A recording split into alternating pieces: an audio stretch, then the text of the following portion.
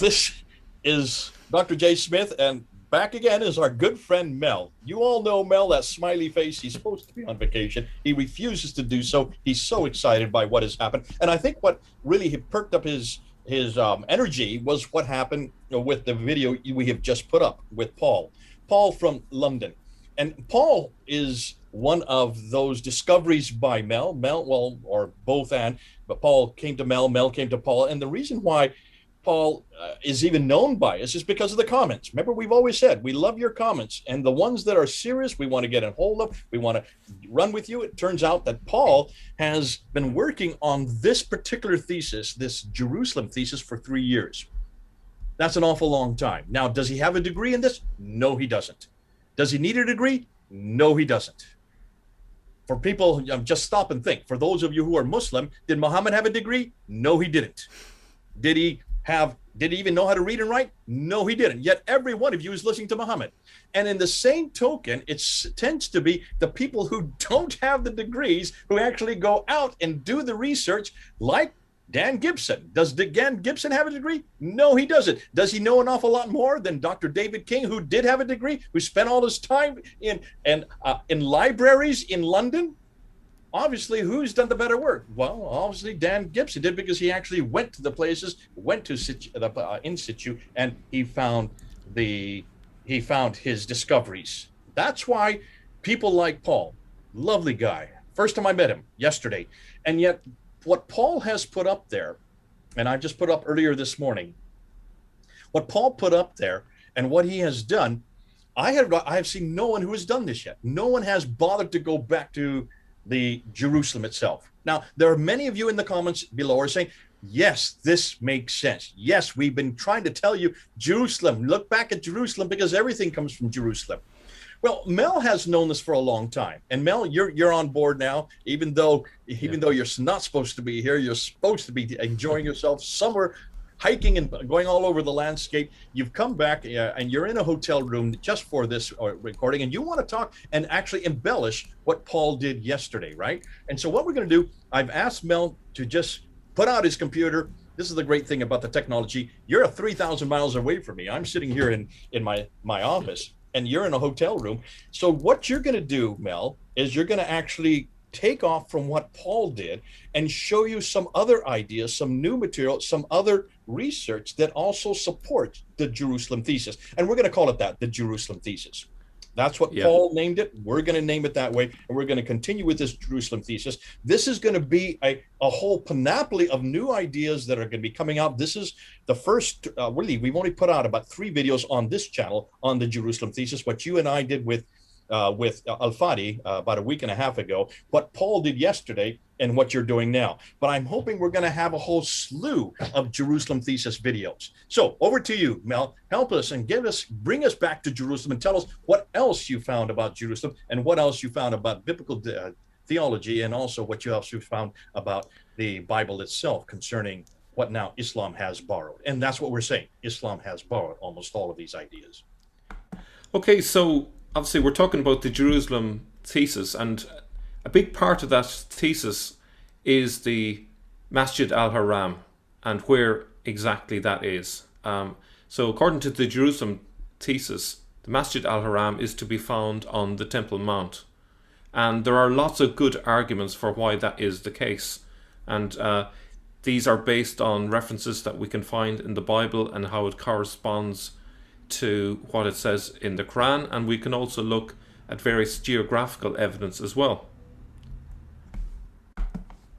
Now, if we look at reason 1, a very important reason why we can say that it is the masjid on the Temple Mount, it's to do with the link with Abraham. So in Genesis, it refers to Abraham building an altar on Mount Moriah to sacrifice Isaac upon. It says, "Then God said, take your son, your only son, whom you love, Isaac, and go to the land of Moriah, sacrifice him there as a burnt offering on a mountain I will show you." What's really significant is that when we say that word Moriah in Arabic, what do we say? It is Marwa. Marwa is Moriah. And so that's a huge link. Now, this will be something I will what you're saying, Mel, is the pronunciation of Moriah would be Marwa. So it's just the same pronunciation, the same word, but pronounced as an Arab pronunciation would Arab would do it. Yeah. And something I will cover in a future video is the fact that the Arabs had a big obsession, really, with Abraham for obvious reasons that went back centuries. So this place where Abraham brought Isaac to sacrifice him was hugely significant, not just for Christians, not just for Jews, but it also was significant for these Arabs as well. So this is a very important place. And if we think about the significance of the story, Isaac is a symbol of faithfulness to God. An altar is built and Isaac is put on the altar, and just at the last moment when he's about to obey God to sacrifice Isaac, an angel appears and offers a ram instead of the boy.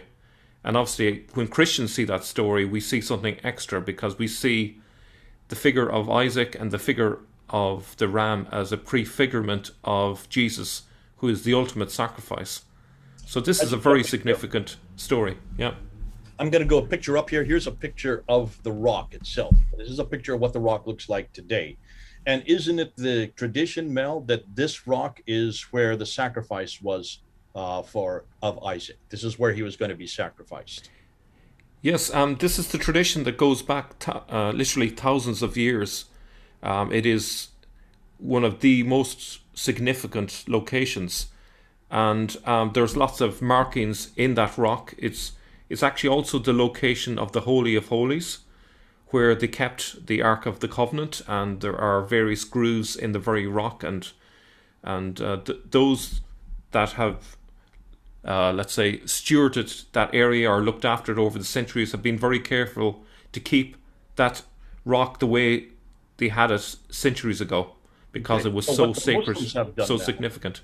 What the Muslims have done since the Dome of the Rock was then constructed in 691, we're talking about 7th century AD, they then fashioned the story to take away the idea of Abraham and Isaac, and they put it to, this is the rock from which Muhammad ascended to seven heavens. And even some say, if you look carefully, you can see the footprint of Muhammad there, as if he pushed up from there himself, as if he jumped up to the seven heavens. Now, ironically, this is what Islam does with anything, and this is a good way to introduce us. Islam takes what is already there and they introduce their own narrative. They introduce their own story. They introduce that which makes sense. We've just mentioned this a number of episodes ago, where if you go to Mecca today, there used to always be one Jamarat. Now there are 3 Jamarats, and the reason why is because to accommodate the huge crowds that are coming, one Jamarat throwing stones, 49 or 72 stones, you hit too many people, they've had to aggrandize it with 3. But if you go to Mecca today and ask why are there 3 Jamarats, the new narrative, which has just been around since 1980, so we're talking only 40 years, is that those are all to commemorate the 3 times that the devil came to hassle Abraham. There's the new narrative, and it's just come out in the 20th and 21st century. If they're still creating these new narratives, why are we surprised they didn't do the same thing in this case, with the rock, which was where the Temple Mount was, is you're going to say later on, it's where the Holy of Holies was for Jerusalem. I'm sorry, for the Jews. Now it has now become the place that Muhammad went to the 7 heavens. Yep. Okay, so when they reached the place God had told him about, Abraham built an altar there and arranged the wood on it. He bound his son Isaac and laid him on the altar on top of the wood. Now, if we look at another reason why it's significant, it's the place where Solomon built the first temple. So, as you can see from 2 Chronicles 3:1, then Solomon began to build the temple of the Lord in Jerusalem on Mount Moriah, where the Lord had appeared to his father David. It was on the threshing floor of Araunah the Jebusite, the place provided by David. Now, perhaps many of your viewers don't know what a threshing floor is. Perhaps maybe farmers might know what that is. But that's a place where you separated the wheat from the chaff. And obviously that's a very symbolic thing to do, because it's a symbol of the judgment day when God judges the good from the bad, the sheep from the goats. So in Judaism and also in Christianity, it was one of the places that was believed to be where the Judgment Day would occur and all the people would be gathered at that location. So it's a very significant place. And I think I have said all of that there. So this is the location of the apocalypse. And what's interesting in Islamic tradition, you see that very belief, the idea that this is going to be the location of the apocalypse. Now, reason number 2 is the idea of the Kaaba itself. The Kaaba is a cube. Well, at least it's meant to be.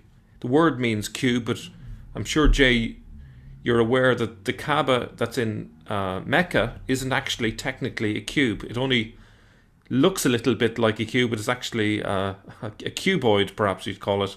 I'm just going to put the picture up right here. Take a look at the picture. You can see it is really a rectangle. It is not exactly a cube. So why is it being called the cube? Because that's what Kaaba means in Arabic. But let's have a look at what the original Kaaba was, the original cube. So if we turn to Exodus 26, it talks about the tabernacle in the wilderness. That is like the original temple.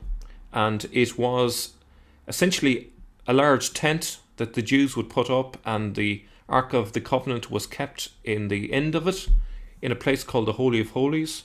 It was a cubic room, as we'll see in a moment, and God's presence was believed to be in there. So if you look at the picture on the right, you can see very clearly that cube shape. And only the high priest could go in there. Okay? So if we take a look at further references, we can see in 2 Chronicles 3:3, we have the dimensions. The portico at the front of the temple was 20 cubits long across the width of the building and 20 cubits high. Now obviously that's two-dimensional, but it suggests a cube, and this is confirmed by another reference elsewhere. He prepared the inner sanctuary within the temple to set the Ark of the Covenant of the Lord there. The inner sanctuary was 20 cubits long, 20 wide and 20 high. He overlaid the inside with gold, pure gold, and he also overlaid the altar of cedar. So this is really a slam dunk. The cube, the Kaaba, was originally associated with the Jewish tabernacle. And, you know, many of the viewers may not be familiar. What exactly do I mean by the Ark of the Covenant? Jay, how would you explain the Ark of the Covenant to those who may not be familiar with that? Well, the Ark of the Covenant is what they would take with them as God's presence with them. Whenever the Jews who were nomadic at that time, they had to move from place to place to place. The Ark of the Covenant is what they would carry, and they would then take that Ark with them so that God's presence went with them from place to place to place. Exactly. And if I understand it correctly, the 10 Commandments were kept within that box, that ark, and that was the reference to the covenant. So these 10 Commandments were kind of a reminder of God's presence. So obviously a very important place. And so interestingly, in Jewish tradition, the Ark of the Covenant, which is that container where the 10 Commandments were kept, the markings underneath it are still to be seen in that rock on the Temple Mount, because they were eventually kept in the Holy of Holies in the temple on that Temple Mount. So it's really significant. And that links again back to what we spoke about with Abraham and Isaac.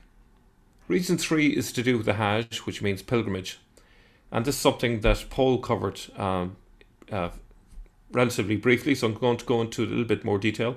3 times a year, all your men must appear before the Lord your God at the place he will choose, at the festival of unleavened bread, the festival of weeks, and the festival of tabernacles. This is from Deuteronomy 16.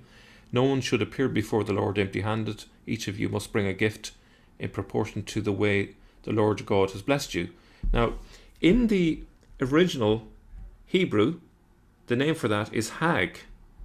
So Hag HaKatzir, the festival of unleavened bread, Hag HaShavut or Shavot, and Hag HaSukkot. But when we say that in Arabic, that word Hag becomes Hajj. And actually, you got a phone call, you were telling me, from Murad on this very word. Just a number of, actually, I just about a half an hour ago, you won't believe this. I mean, this is how God works. It's just providential. Murad called me up on using WhatsApp, and he wanted to talk to me about some of the things he's discovering. And he just said that he saw the video that we put up with Paul yesterday, and he said, you know, Jay, that idea of hajj and hug, you are absolutely correct. It all depends on where you put the dot. If you put the dot above the letter or you put the dot below the letter, it becomes either a G or a J sound. And he says, in places, even today, places like Yemen and in Egypt, the Hajj is still hug. It's still, they're still using the G. Everywhere else, they use the J sound, but they still use the G in those two countries in Arabic. So even today, there is a confusion, or they just agree to disagree that whether it's a G or a J. So this, obviously, the Hebrew hug, what is the equivalent to what has now become in most Arabic speaking countries, Hajj. Yep. Now, so if we look at that as well there, with the festival of unleavened bread, they have a sacrifice of a goat, as you can see, but that corresponds also with Eid al-Adha, which happens at the end of Ramadan, if I'm correct. So there's another correspondence. And also, we've mentioned about the G to the J, but what's also interesting is that in terms of Arabic etymology, according to Odin Lafontaine, the word HJJ actually just means to argue in Arabic. So they've borrowed the actual meaning from the Hebrew. It wasn't there in the Arabic. And the other thing which is also interesting is a person who makes the pilgrimage specifically to Jerusalem is called a Hagag, which obviously would be a Hajjaj if we say it in the Arabic way. And we all know who Al-Hajjaj is, the person who was Abdul al-Malik's right-hand man. So that is very significant. So what's interesting here, we have the word Hajj. It comes from Hebrew and it was connected with the Temple Mount. And I think these are very good reasons to suppose that this is where the original Masjid al-Haram is. And this is a good part of the argument, I would say. Now, another aspect of this, if we look at the Feast of the Weeks, from the Mishnah, it prescribes circling the temple 7 times on the 7th day. So we see a Hajj, we see the circling, so it's a great match. We're on to reason 4 now, the idea of the house of God. So I'm sure the Christian viewers will be familiar with this. Pretty much in lots of parts of the Bible, it refers to the temple as the house of God. Probably the most common one to most of the viewers would be what Jesus said, my house will be a house of prayer, but you've made it a den of robbers. And there's many other references to the house of God in the Bible in reference to the Temple Mount. So if we move on to reason 5, Baka, we find in the Quran the first house created for mankind at Baka, 396. So this is something that Paul mentioned in passing, that it comes from Psalm 84.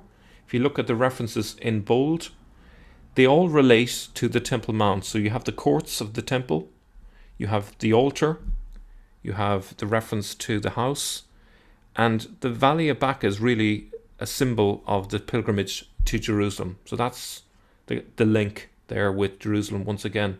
I don't know if you want to say something on that, Jay. Well, and Paul did bring this up, and this is something we need to underline. I noticed that one or two people in the comments also brought this up. Baka was always a place that you stopped on the way to Jerusalem. It was a rest stop. It was a place to get your energy up before you actually went to Jerusalem, with all that what that entailed. And so Becca is well known in the Bible, and it is not Mecca at all. If in fact there are 3 different references, 3 different places from biblical context where Becca could be. Today, the most popular one would be in Lebanon, the Bekaa Valley. But certainly, this is so well known in the Bible. To try to assume, Muslims trying to assume that this is Mecca, obviously, you need to look and see. Becca, chapter 3, verse 96, is referring, if the Quran, it is taking the word that is taken straight out of the biblical context of a place as a rest stop on the way to go to the pilgrimage there in Jerusalem. Yep. Okay. Reason 6 is to do with shaving heads. So obviously, when Muslims go on Hajj, they shave their heads. So an objection might be to a Jewish location is that Jews are not known for shaving their heads as Muslims do on Hajj. You can see a reference to heads shaved in Surah 48:27. So how does that link with the Bible? Well, we find it here. Isaiah 22:12. In that day the Lord God of hosts called to weeping and mourning, to baldness and putting on sackcloth. Well, I'm in good company there. Don't have to do much shaving of the head. But we can see that the early Muslims obviously read the Bible and they decided that that's going to be part of their ritual. Perhaps the rabbinical Jews may have disagreed with them. Maybe they had different customs. But you can see in the picture down there that the Muslims dress entirely in white. And Jay, do you want to talk about that aspect of it? Yeah, I mean, this is what's fascinating. If you look, you've got the picture of the sackcloth there, and then over here you have what they call the ihram, ihram. The ihram is what all Muslims use today whenever they do the Hajj. And the reason why, and Muslims are very clear on this, the reason why they take, if you're flying in from another country, you fly into Mecca, before you get off the plane, you're supposed to change into the ihram. And it is just a bland piece of white cloth, not all as one piece that they wear on themselves, so that everyone is equal, that there are nobody there. This is to show a sign of humility before God, that no one is rich, no one is poor, no one is white, black, or any other color. You are all white, one color, one piece of cloth, and therefore there's no distinction between one and the other. That's the meaning that they give today. Now, that comes straight out of Judaism again. The sackcloth that you see in Isaiah 22. The sackcloth is usually exactly the same way. It's to show obedience and it's to show humility before God, so that nobody is any different before God. So even the rich and the poor wear the same sackcloth, and it's very rough. It's not supposed to feel good. You're not, and there's no refinery about it. There's nothing that can show you off, because you are nothing before God. Ironically, the Muslims have taken the same idea that was used there in Jerusalem, and now they've applied it to Mecca, possibly to Petra in between. So that idea that this was something new by Islam, no, Islam has just borrowed what is already there, again, proving that the old Jerusalem thesis that you and Paul and Otto Lafontaine are coming up with is absolutely crucial. Yeah. So the next thing we're going to look at, okay, we've looked at the biblical reasons, but we're going to look at the geographical ones and the historical proofs for this. So something that you will have seen if you looked at the video on the Temple Mount. We did a video, I think it was about a year ago, on the Dome of the Rock. But you will notice that it's built for circumambulation, walking around it. So that's a key there. But is there a connection between that and Judaism? Obviously, we've seen some references to the idea that Jews circled on the seventh day 7 times. But what about the direction? Is it clockwise or anti-clockwise? Does that correspond? Okay. So, in Judaism, the word for circumambulation is hakafah, which means to circle or go around, and it's a Jewish word. A Hebrew word, I should say. So this is the rock that we have referred to with the various markings. As you can see there on Sukkot, the reader's platform is circled on each of the 7 days of the holiday. This spot on the Temple Mount is the exact location of the Holy of Holies, where the Ark of the Covenant was once kept.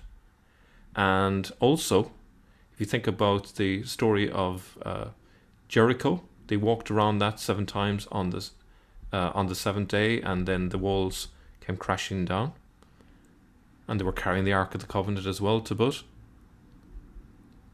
And not incidentally, they walk around it anti-clockwise, which is exactly what Muslims do as well.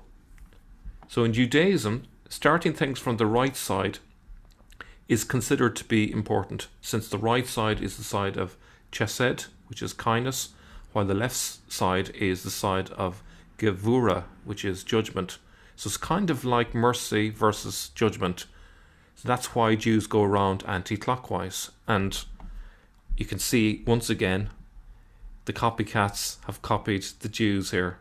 And that reinforces the idea that this is where they've taken their ideas from in Jerusalem, from the Temple Mount. Well, so this is what we all are looking for. This is what many of the people in the comments are thanking you for, Mel. You and Paul and Odin. What is his name? Odin LaFontaine. Yep, Odin LaFontaine. Odin LaFontaine. The three of you have really worked on this type of material and are coming back and looking and coming out with proof after proof after proof after proof. Now, these are green papers. We're putting them out there as suppositions, but it seems like it's underlying almost everything we've been saying. Islam is nothing. There's nothing original in Islam. We have noticed this. We have known this. We have said this about the Quran itself. That one of the things that we have been saying for years is that so much of the Quran is borrowings from Jewish apocryphal writings written in the 2nd, 3rd, 4th, 5th, up until the 6th century, and also Christian Syriac Aramaic writings, many of them lectionaries, discussions that were meant to be discussions, never meant to be a literary piece. Had them been borrowed and put into a book. But when you take it from the Syriac Aramaic or Aramaic Syriac, you then deform it, and the Arabic then had all kinds of problems because it could not have accommodated, the script could not have accommodated something that was so sophisticated that it was coming out of these lectionaries. Now, what you have done here, you've looked at 7 things. I think there are 7. I think I'm correct on that. You started with Moriah, and here's a picture of the map that Paul put up. Let's just put it up there. So you can see where Moriah is. Scopus. There you can see where Scopus is, the 2 different mountains. And you can see where the Kidron Valley is in between. You can even see where Gehenna was. Now, did you notice Gehenna, Gehenna, Gehenna, Gehenna? There's the G and the J, confusion of the G and the J. So Gehenna would be the Hebrew. Gehenna has not been changed to Gehenna. It's still the same idea of hell. So Paul brought that up there as an afterthought in the video we did yesterday. When you look at it, it actually is a straight borrowing out of what the Jews had already done. So that's what's fascinating. You went to Solomon's temple and you looked at the fact that in Solomon's temple you have this threshing idea of and for those who don't know what chaff means, that's the stuff you don't use. You get rid of the stuff that is superfluous and you keep the wheat. So that's why you winnow it, and that's why you, in threshing it, you then take away and let the chaff blow away with the wind, but you keep the wheat because that's what can be usable. That's what is being done there in the threshing floor that's there in the temple. Second thing you brought up was Kaaba, and I love what you did that. Now, Paul did it earlier, but you really, I think, underlined it much better, looking at this idea that the Kaaba is the same word that we would use for cube.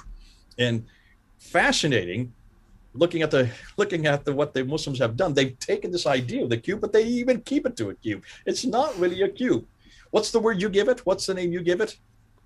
A cuboid. A cuboid. Cuboid. But it's not it's not 20 by 20 by 20, as you have saying 20 cubits by 20 cubits by 20 cubits. The Bible made it very clear that this Holy of Holies that's there at the end of the temple that was there that Solomon built, that is actually a cube. And that's where the Temple Mount is today. Isn't that fascinating?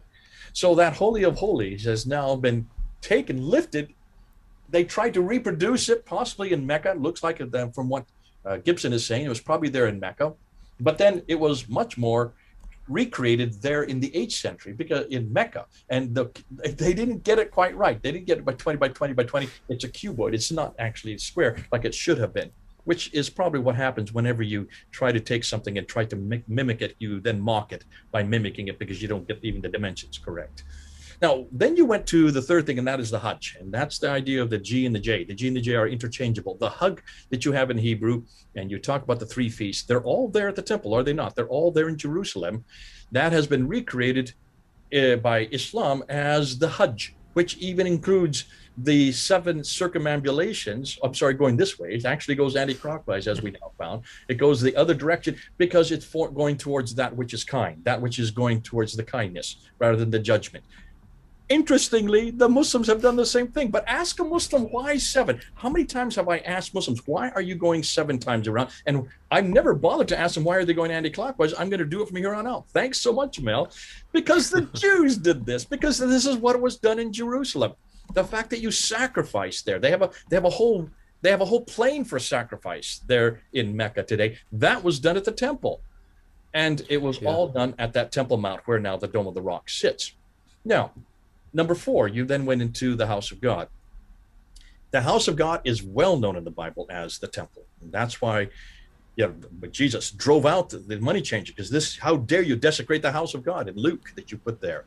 And then you went into number 5, Becca, and the idea that Becca is to be Mecca. No, it's not, folks. We know where Becca is. Get it straight. Get your history straight. Get your geography straight. Look and see where Becca is. It's on the way to get to Jerusalem. It was a rest stop that is well known by the Jews. I didn't know this about the shaved heads. Maybe you like it's because your head is bald, but you are right. They do shave their heads. That's right. So why do they do that? Because this is what they did in the Jewish tradition. This is what you do when you go to pilgrimage. You shave your head. What's fascinating too is the ihram, the sackcloth that the Muslims call today ihram is exactly what the sackcloth that they would do on pilgrimage. The Jews, nothing new under the sun. They've just borrowed it. And then, of course, actually, I jumped ahead. The circumambulation going the anti-clockwise, the hakapa that you referred to, is actually what the Muslims have done today. In almost everything we're finding, Islam has done nothing new. There's nothing new in the sun. And stop and think, Mel, when you make up a religion, or when you take that which is already there and you want to make and retain that which the memory of what people already know, because you do want to retain that. So you want to retain the sackcloth, you want to retain the circumambulation, you want to retain the cube, you want to retain also the Safa and the Marwa, or running back and forth. You want to retain all this. You then take it, but you don't really have any idea why. If you've lost that memory, you're still doing it without even understanding why. And yet today, when I ask Muslims, why is it you don't just go 3 times around the Kaaba? Why don't you go clockwise? Why do you go anti-clockwise? I've never bothered to ask them that question. Muslims just don't seem to know. Even the experts don't seem to know. They keep on saying, well, because Abraham did it. Well, yes, okay. So why do you think, and where do you think all this comes from? It all comes from Jerusalem. It all comes from much further north. In this case, 1,000 miles further north. Petra is 600 miles further north. Jerusalem is 1,000 miles further north from Mecca. Nothing new under the sun. We're now finding exactly how Islam really was recreated. It was a recreation of what had already been. Would you not say that? We're looking at the tradition that was there had to be brought down, had to be Arabized, had to take it away from Jerusalem, even take it away from Petra and bring it down, as the Abbasids had to create their own narrative, their own hegemony, their own identity, and their identity was in Mecca. That's why when you look and see what's there today, these are nothing more than facsimiles, and they don't even have the right dimensions. Well done, Mel. Thank you so much. Any last say for you? Well, I think it's pretty obvious now that what you had originally was a Fertile Crescent religion that was transposed down into Arabia Deserta. It does not make sense for it to have started in an uninhabited place with no cultural influences whatsoever, almost no population. It clearly all happened up north. We've seen that again and again, no matter what topic we've looked at. The common theme is it's all up north, and that's where we find the origins of Islam. There you go. And it makes sense. It's all up north because that's where the civilizations were. And that is where the history is.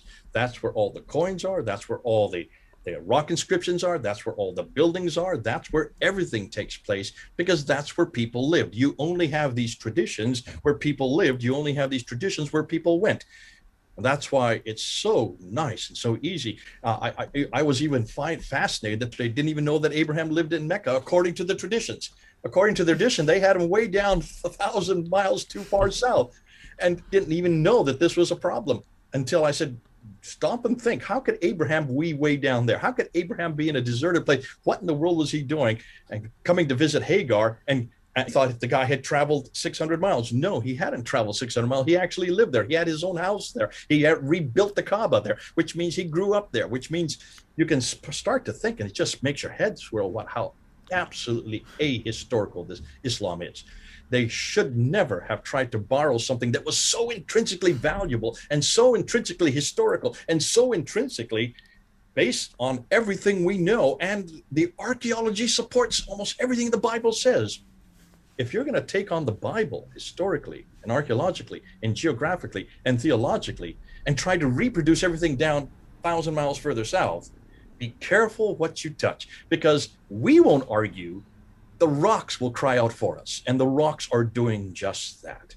It's the rocks that are crying out for us. It's the archaeological evidence that's coming to light. It's all the inscriptions and all the documents and all the coins and all the, in this case, even the buildings. It's so good. It's so easy, and it's made our job that much easier. God bless you. I really wish you would go on vacation, and you're exhausting all of us, because we would hope that you get some rest, because you've done such a great job, Mel. Thanks for really embellishing and helping what Paul's doing. Paul's going to come back and do a few more with me. We know Joe's going to be coming back, and eventually Murad will be coming as well. God bless you. It's great to have you on the team, and thanks for today. Thank you. See you later.